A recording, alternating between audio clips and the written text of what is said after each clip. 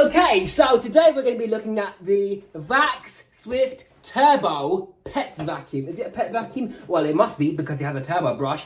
But this is a vacuum that a lot of you might be familiar with from about 15 to 20 years ago. This is also known as a Dirt Devil Breeze, in case you're familiar with that. These vacuums were literally everywhere 15 to 20 years ago. And now, not so much. But luckily, I found a brand new one in this box. There's only one issue with it.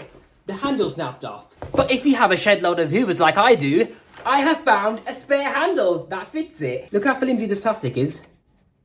No wonder it broke. It's very thin and hollow. Right then, let's unbox my new Vax Hoover. I'll show you the box first, then we'll get straight to unboxing and assembly and testing. Alright? So here's the front of the box. It must be a pet model surely because it has a turbo brush, doesn't it? It's got a 1600 watt motor. It's extremely lightweight. It's got automatic carpet height adjustment and onboard tools, an enlarged photograph of the turbo brush and HEPA filtration. And on the other side, you've got the carry handle, which is partially torn, ergonomic handle, tools on board, extension pipe, super lightweight, 1600 watts of cyclonic power, 30-foot reach. It's bagless with automatic carpet height adjustment, extension pipe connector, clear inspection window, and a rubber bumper. Okay, let's unbox everything from this box. So the first thing we've got is the pipe, bin lid, cyclone top, whatever it's called, crevice tool and brush attachment, which looks like it slides off like a Henry Hoover, so that's good. Yeah, these bristles are really soft, so that's nice for dusting. I'll ignore this part, I just put it in here myself because I wanted to swap it over so I don't ruin the new one. Look, this is what I was talking about. This is what's damaged. So it's broken. I'm sure that'll be easy to fix. It's the tool storage, cable hook and carrying handle. Extension wand. Oh, I love this. We've got the turbo brush. How nice is that?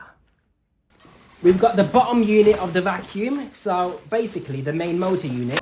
And that's what it looks like on the inside. I always wondered, how have they made these boxes so tiny when the Hoover itself is massive? So I'm going to lift the bin out, okay? There's a lot of styrofoam on that. I don't like it, it's too staticky. Oh yeah, and I forgot the user guide with the screws inside it. Guys, who's seen My Parents Are Aliens? That program, they had so many vacuums on there. One of them was a Vax Swift, so this just takes me back to those days. Oh, another piece of information. Okay, this is everything out of the box. Let's assemble it. Okay, I'm going to grab this part of the machine, which is a spine, put it on top of here. And there's one single screw that goes in the back right over here. Best thing to do is turn it anti-clockwise until you feel it sit into place. And then you start to screw it into place. Next, we grab the tool caddy, put it on the back of the Hoover right over here. And that's held in with 2 screws. After that, we put the handle on top. The final screw goes in the back right here. Put the lid on the bin. Bin and cyclone on the Hoover. Open this cover. Put the pipe on over here, lock it into place, turn it clockwise so it locks into place properly, and there we are, that's done. Now for the accessories, what you do is basically the pipe goes on here, wrap it around the upper hook thing, clip it into the side bracket, and just pop it into where it belongs. The extension tube goes on the left-hand side. Luckily it's labelled so you know exactly what goes where. So crevice tool here, dusting brush on the back. Why is there no storage for the turbo brush? I have no idea. Check this out. Isn't it gorgeous? I think it's beautiful.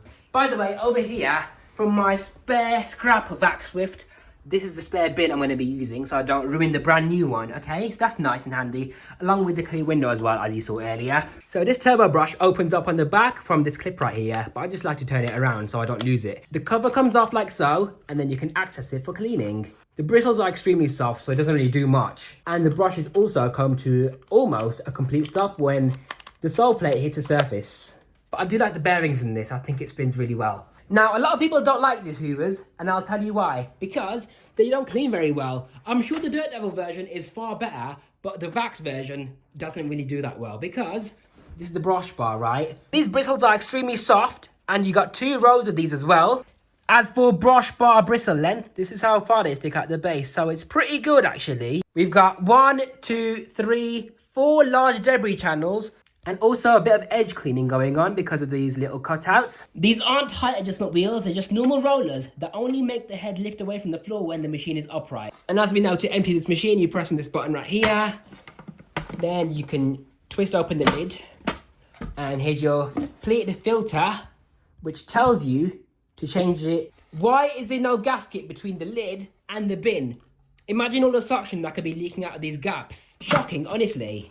It's a 1600 watt machine, so it has an ultra powerful motor. Let's see how powerful this thing is. As we know, Dysons with 1400 watts can pull up to nearly the end of the water lift gauge. So let's see how much this has in terms of power.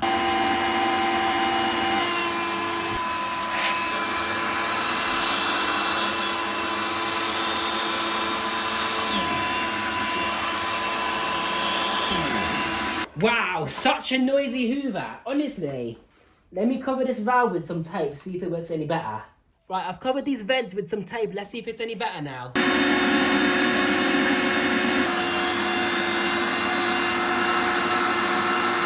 Okay, that has made a huge difference. I'm really happy with that. It's almost got as much water lift as a shark hoover, which is brilliant. I'm happy about that. The turbo brush started to spin faster as well. I'm liking it so far. I thought the motor was really weak in these, but actually, it was just down to this vent right here that I knew nothing about until now. Let's see how it performs. Please be a good hoover.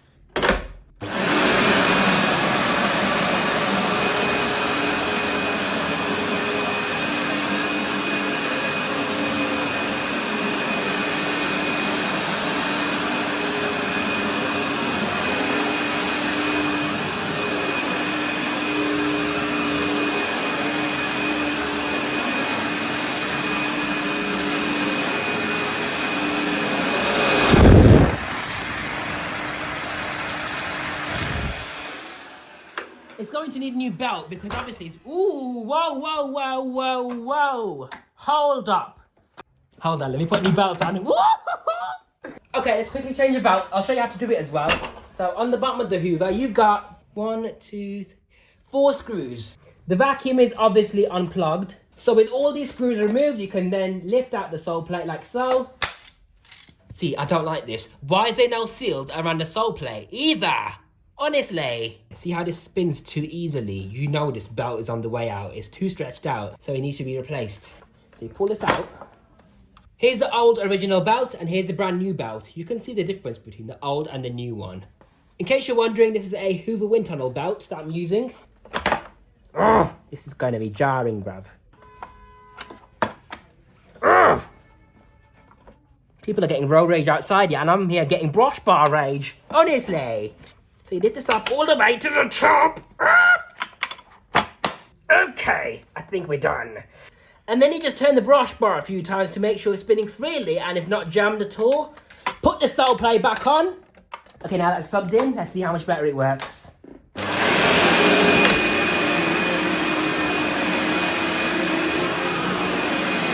definitely better.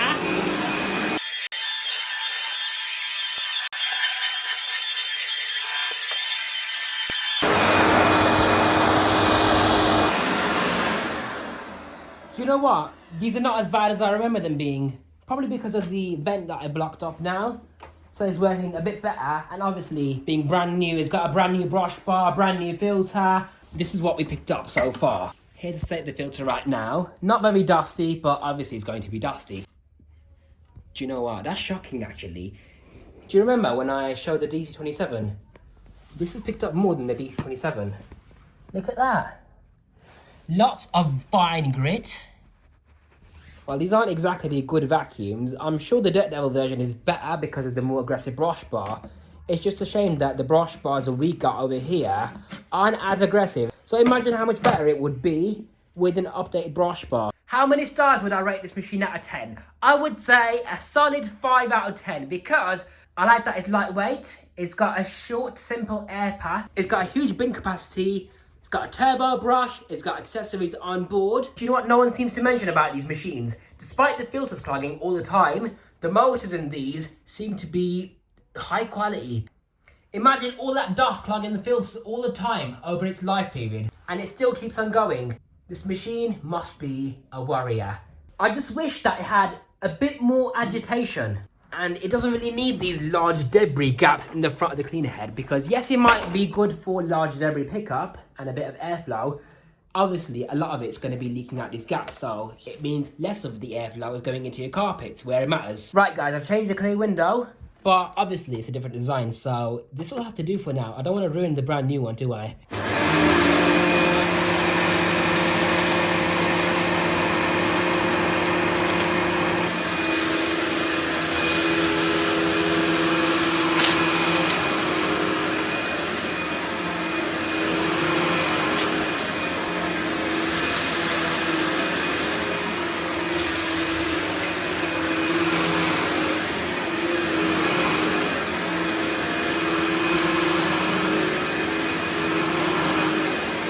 really as bad as people are claiming? Because I think I quite like it. We're going to be testing out the edge cleaning ability now.